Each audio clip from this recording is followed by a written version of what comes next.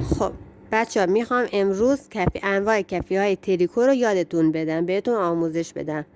اولین کفی تریکو که میتونه استفاده کنید هم برای یادگیری هم برای بافت سبدهای ساده، کفی های دایره هستش که داخل سایزهای مختلفی تولید میشه. سایزی که دست منه سایز 8 هستش، بعدیش میشه سایز 10، بعدیش هم میشه سایز 12. کفی بعدی کفی مربع هستش که مربع هم سایز 10 هستش و برای سبدهای مختلف میتونی استفاده کنیم.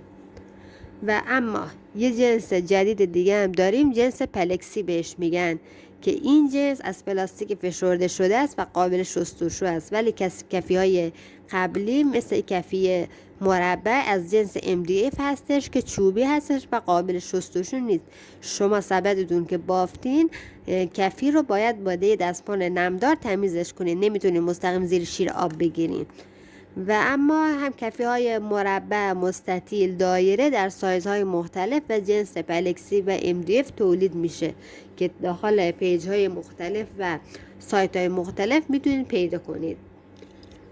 خب کفی های فانتزی هم داریم، مثل کفی ساعت یا رویه ساعت که دور تا دورش رو بافت میزنیم، وسطش هم که عقربه و اینا قرار میگیره و پشت کارم که به صورت ساده هستش موتور ساعت. کفی بعدی کفی زیرفنجونی هستش که به دو مدل حالا MDF و پلکسی قابل اجرا است. دور تا دورش یه بافت ساده میزنید و میتونید استفاده کنید. کفی بعدیمون کفی بیزی هستش که بیزی کوچیک شده کریر بزرگ هستش و باکس بیزی هم که بافتین برای باکس های حالا قاشق، چنگال، مسواک، خمیر دندون اینا میتونید استفاده کنید.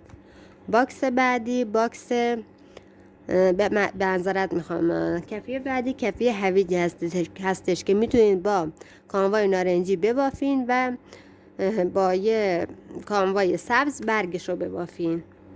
کفی بعدی کفی دکوراتیو آیه قرآن هستش که دور تا دورش میتونین یه بافت ساده بزنین یا بافت تردار بزنین و به عنوان یه قاب دکوراتیو داخل اتاق کارتون استفاده کنید.